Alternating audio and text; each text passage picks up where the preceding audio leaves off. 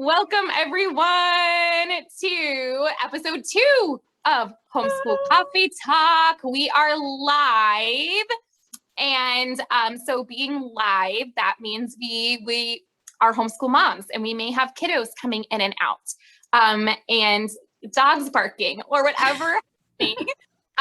So welcome to our awesome chaos. We are so happy to have you guys joining us.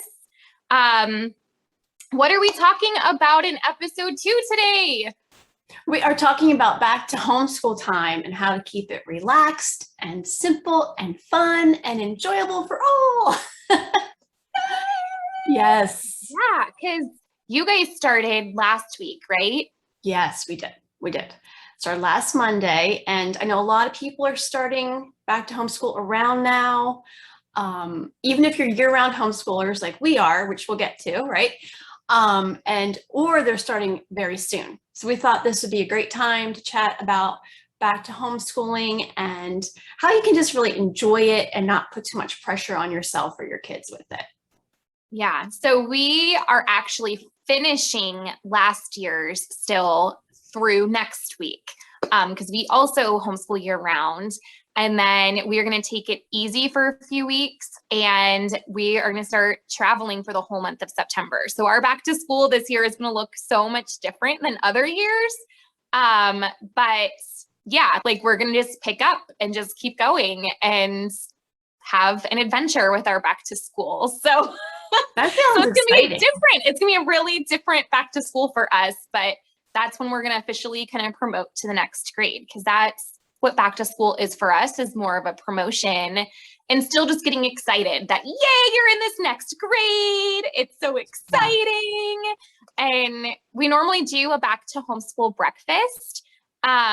So this year, I think we'll still do it because they really look forward to their muffins. And it's the only time of year that I make these muffins, just to keep it special.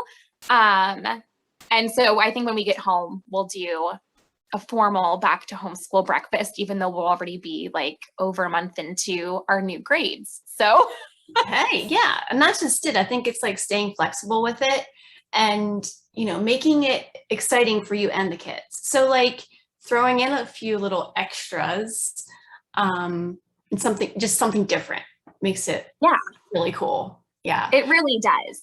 Yeah. And that's something that, we've always tried to do, is making it be exciting with our back to homeschool breakfast. And, which we didn't used to do that, but now my oldest is like, we need our muffins. I remember last year I had the baby was 1 month old, and I was just like, can we just like do without the muffins this year? And he was like, I really want the muffins, but that's okay. And my husband took the baby and was like, you need to go in the kitchen and make these muffins for your son. Aww. Because like it's really important to him, so you need to just give this to him. So I was like, okay, fine, and marched my butt to the kitchen to make him muffins. And all they are is, he's got a peanut butter allergy, so they're almond butter oatmeal muffins, but I put M&Ms in them. And then we do frost them with a cream cheese frosting. So they look like breakfast cupcakes more than they even do muffins. And so that's why they get so excited about them. So it's the little things. Yeah. Sounds amazing. We've kind of like, our back to homeschool has evolved, I would say, because we've been homeschooling now for 10 years. So like when we started homeschooling, so maybe some people can relate to this. Like I always say, I was a hot mess express when we started homeschooling. Like I tried to do all the things, and we were going to like cram it all in, and we were going to go over everything, and we were going to establish our schedule and all that stuff. And I learned to let that go. So at first, like we really didn't do anything fun. I'm going to be completely like 100% transparent. Like it was not fun at all. It was miserable. And it was not a good first day. It really wasn't. And it wasn't how I wanted to start our homeschool. So I really had to like step back. Like, why are we doing this? Like, why are we starting this homeschool journey? Because I had 2 kids that were in public school. I saw that, not for us. And so I'm like, okay, why are we doing this? Like, I don't have to make it miserable. I can make it the way we want it and what works for us. So and I also talked with my mom, who is a retired kindergarten teacher, like full day. And like, so she always has so many fun ideas. And I always wish that I could have been her student when I was in school, because like she made it so much fun the first day, but like they were even kind of learning and getting into it. And so I just kind of like picked her brain and added what we could into our homeschool experience. And yeah, it just kind of evolved because now my boys are older. So, yeah, so it's just been fun. So we do like a breakfast thing. But we kind of just like throw together what we have. I don't have like a special muffin, but I'm gonna steal that one from you because that sounds so good. And yeah, we just like really ease into it. We just use that breakfast time to talk about our upcoming year and what we're looking forward to and all that good stuff. So yeah, that's how we start off that first day. Now, do you do like like just do it in a first day type thing, or do you extend it like over a week? I know different homeschoolers do it in different ways. Yeah, so we do typically have like a back to homeschool day, where we kind of do the same thing. That for us, it normally is math that kind of dictates where our new homeschool starts. So they are wrapping up their last couple math lessons, and that's where our like official first day is going to lie, is when they have their new math. Yeah. Because everything else we do so much more naturally. So they're going to just continue going with science and history. And even with language arts, we're kind of like in between grades with language arts. And so we definitely have like our back to homeschool day, but especially if we take a break before going back to school, even if it's just a week or two, that we still just try to ease back into it, that we only do a couple of things on the first day, maybe a little bit more the second day, and just ease our way. And then that second week is really where we are back to like our regular schedule for the most part. Mm-hmm. So it's very like, we just did this because over the summer we did take about 3.5 weeks off between summer camp and 4th of July and family visiting. And so we very much followed that pattern of, there was no celebration, but there was, okay, we're going to do just a little bit on Monday and a little bit more. And then by that second week, they were completely like mentally prepared to be back in the full swing of things. So it makes for such a simpler time, because it helps me mentally get back into it. Because I think that's something that we ignore a lot is us. Mm-hmm. And that takes a lot of mental energy for us as moms to get back into it as well, because we can get so caught up in the like, this has to get done and this has to get done and this has to get done. And if it doesn't, we're already behind. We're only a week in, and it's just gosh, yes. Hold your horses, you know? Yes. So yeah, so it gives me time to kind of reorganize my brain from like the schedule that we had during those couple weeks off. And it helps them, of course, because they aren't used to having to like focus like that when they take that time off. So it really helps easing into it for sure. That's how we do it too. That's why I asked, because we do it, at first I should just do it all in one day, but we take about a week, and it's like an incremental, like, okay, we'll do math. And like, and what we do that first day is we usually do look at the new curriculum or resources overall that we'll be using that year. And then maybe talk about like, okay, well, we're doing math today. What out of all of this do you think you'd like to add to that tomorrow type thing? So that gets them excited and looking forward to it. And then we just build on that throughout the week.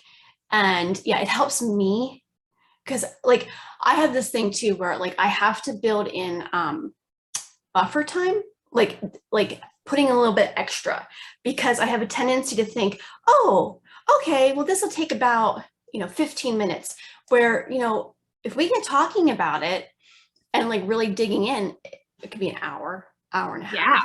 And if I don't build in that extra time, that stresses me out, because like as a homeschool mom, like as we all know, you got like dinner and laundry and all that other stuff to do too. So then I start stressing. So I do try to do that, and then just like ease your way back into it. That has helped so much with our back to homeschool. Yeah.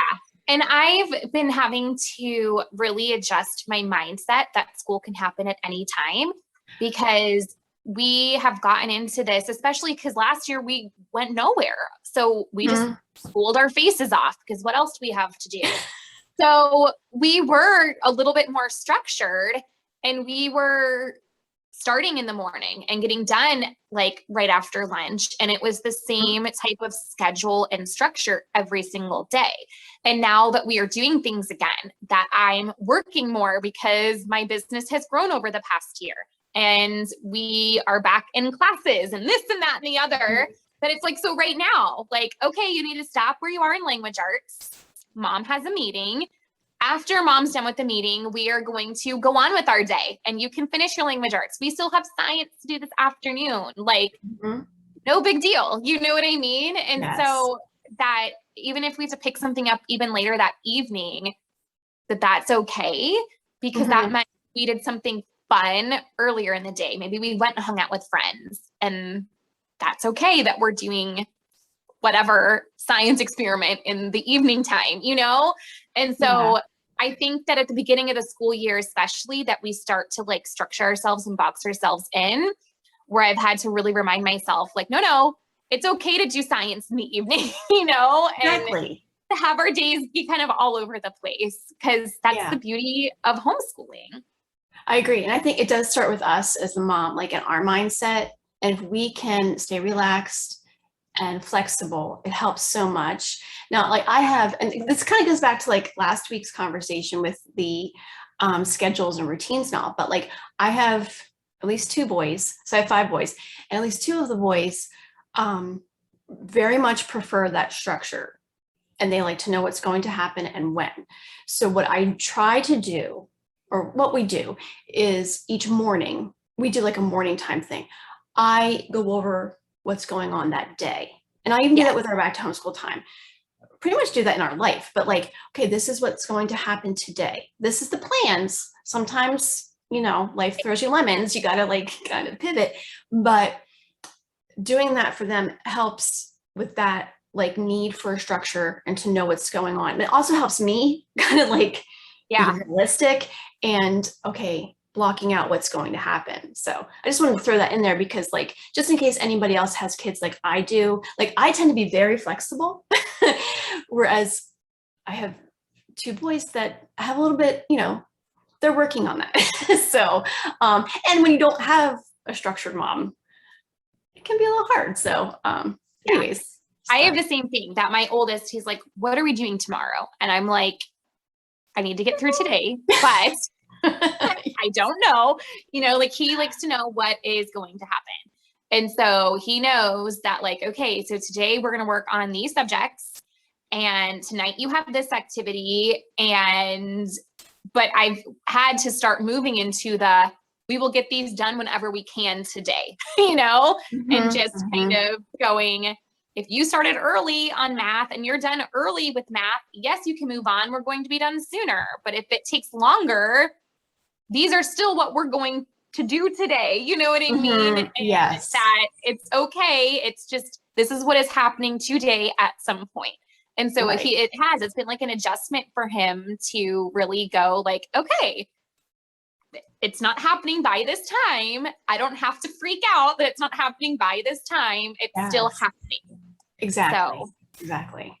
Yeah. And I think just planning for that in your year, you know?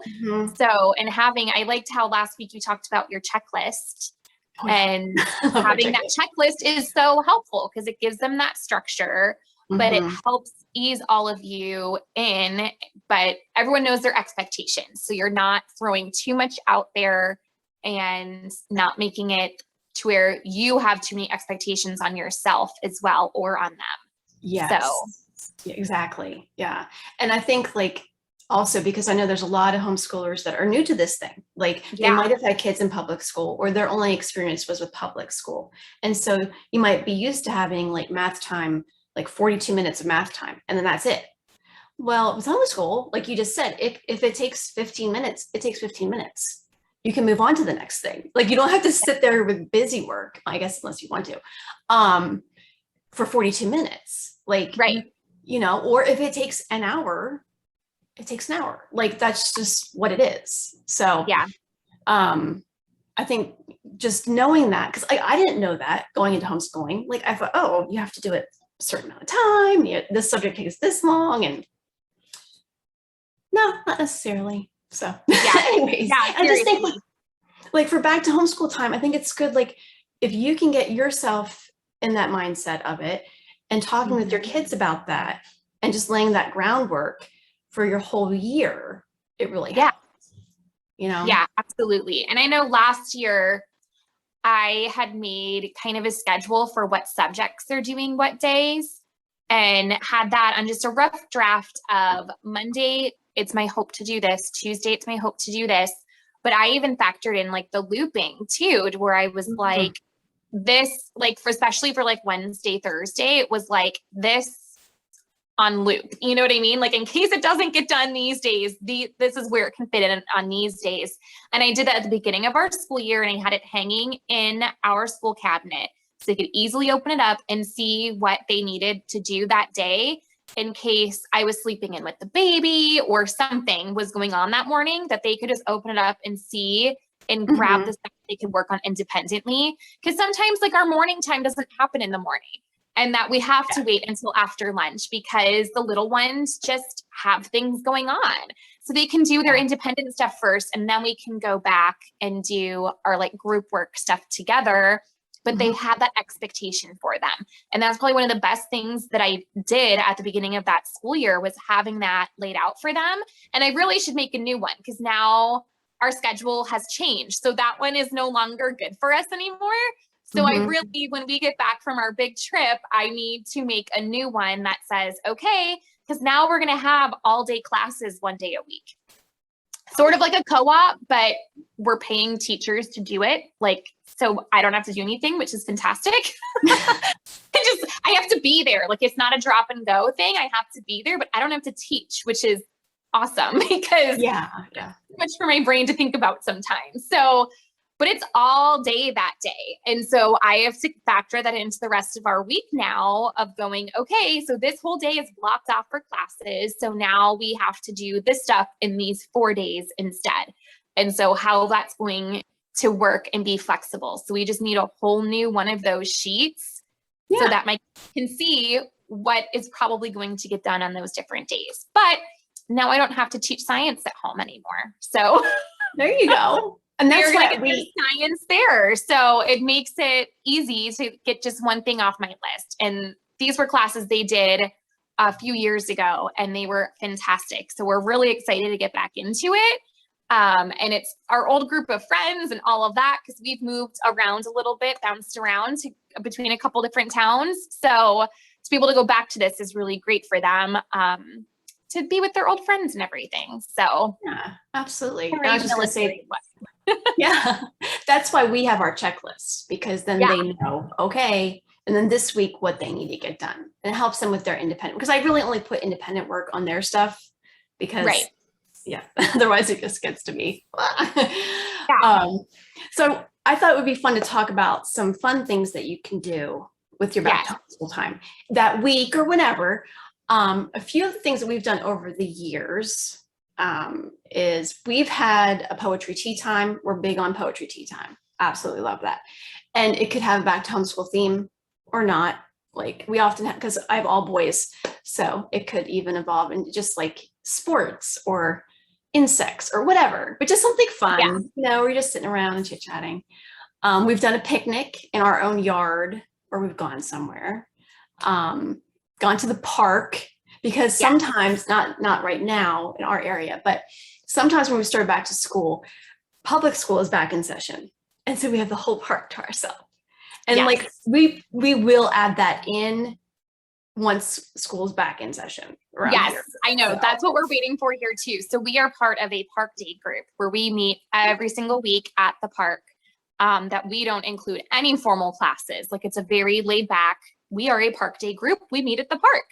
And it's surprising how much people want that, because there was not one here. So a friend of mine kind of invented it, because it's somewhere we had done when we were all stationed in a different state together.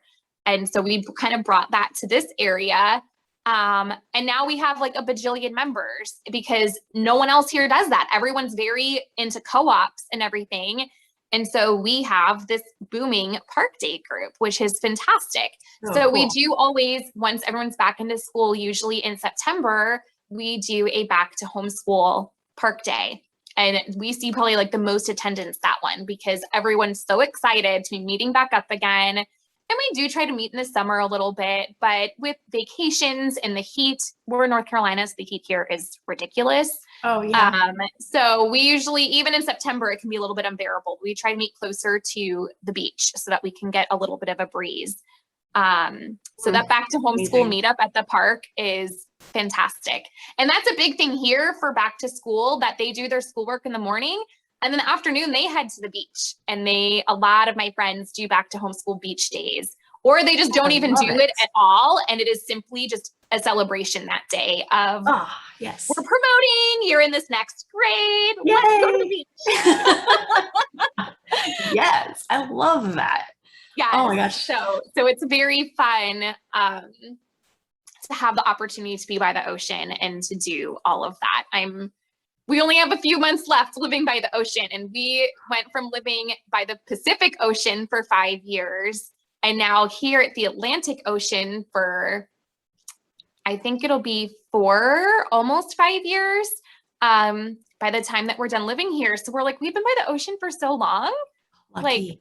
Like, we need to enjoy it while we still have it. You know what I mean? Because we won't be here past next spring. We probably won't live by the ocean ever again. I mean, who knows but God, right? But yeah, right, we're right. not planning on living by the ocean ever again. So I'm like, we need some beach days, kiddos, you know? So that might have to be part of our back to homeschool as well. There's so much learning that happens there. So that's so cool. So much learning that happens there. We had the opportunity to live on the beach in our RV for about 3 months. And it was phenomenal because we got to see the shells and the shark teeth and stuff that washed up before anyone else walked the beach. And we could just step outside our RV and walk across the road, and we were right there. So it was amazing, the learning and everything, because we were researching the different shells and the different sea life. And it was phenomenal. So definitely memories we will always cherish, because who gets to just live at the beach? Not very many. Exactly. Yeah. And then that was my last idea, was that if you can't get out and about for whatever reason or travel, you could go on a local field trip or do a virtual field trip, which can be a lot of fun too. It might not be exactly the same, but you can visit a museum. You can go to a zoo. We do the Cincinnati Zoo virtual field trips all the time. And I love this. Yes. Last year we fell in love with them. And so I'm from Ohio, and I've never been to the Cincinnati Zoo. We have memberships to the Columbus Zoo, but I've never been to the Cincinnati Zoo. So it's kind of now on my list of things to visit in Ohio. To see Fiona the hippo.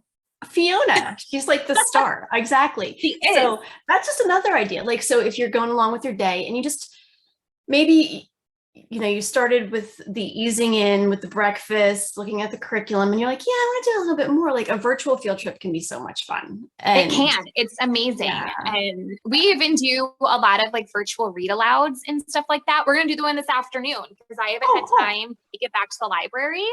And there's a book I want to read for science. So we're just going to go on YouTube and watch a read aloud of it before we do our science experiment. So you can do fun stuff like that, just adding in oh no, I can't find this book or whatever.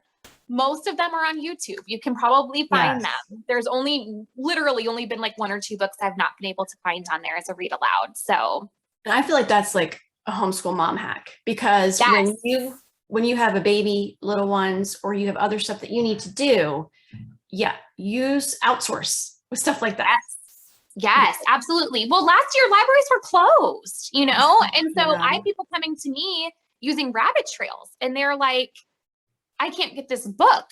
And I think all but one out of my first volume was on YouTube. So they were able to do all of them by watching YouTube videos of it.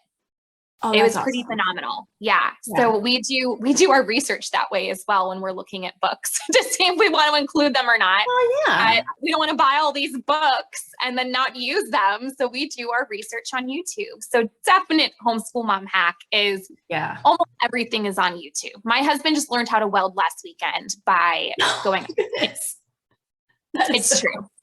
It's very true. It's always on YouTube. Or it's Google on YouTube, guys. Figure it out.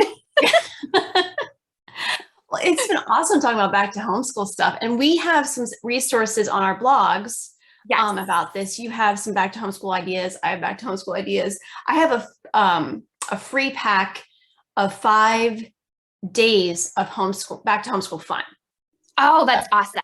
So you can get that too. We'll have the link in the description. All the descriptions everywhere. And mine includes some printables for your back to homeschool party that you can use for like decorations and stuff like that as well. So yeah, super fun. And I have some games. So yeah, you can just like check out those links and make it like a back to homeschool extravaganza. Yes, absolutely. Oh my goodness.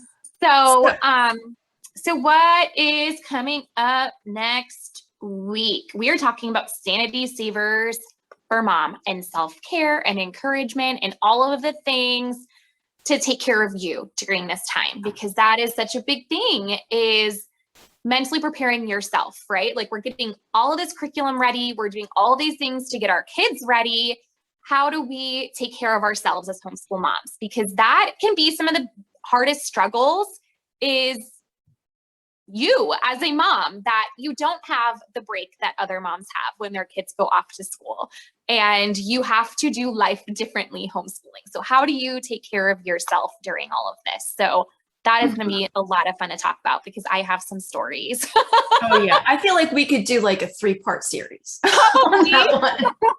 Maybe we'll just revisit that. I need to write down so I don't forget exactly, like now that my mind's going, what do I want to talk about? I need to put bullet points down now so I don't forget. Maybe we'll do one now and like around the holidays, because that's another time for homeschool moms. Oh my goodness. You know? Mark that down on your calendars. Okay. January, second week of January. We'll talk about that again. Awesome. So you guys can find us here on our Facebook page where we go live every single week. We have our podcast officially up. It's available on Spotify, and we're up on Apple Podcasts, or not yet? Not yet. Still getting the verification. We're on Google Podcast, Breaker. Don't know that one. And another podcast service that I'm not familiar with, but Spotify and Google Podcasts are available right now. So, and YouTube, right? Yes. And our YouTube page is up. So you guys can go over and please subscribe to us on YouTube and everywhere. Podcast hosted through having a brain fart. What's that? Who is the podcast hosted through? Anchor. So if you guys follow us on Anchor and follow us on YouTube, that way we can get, all the things you get when you have enough followers, like our custom URL on YouTube and stuff like that. Right. So, and then you get updates. So I'm sorry, I was talking over you. That was so rude. And you get updates for when we go live, or like when something's live. Not when we go live, but when the podcast is live. There we go. So make sure to subscribe, all of the places, like our Facebook page, all of that fun stuff, because we are everywhere now, which is super exciting. So everywhere. All right, guys, thank you so much for joining us. We will see you again next week on Monday at 1 p.m. Eastern. Yay! Bye. All right, guys. Thank you.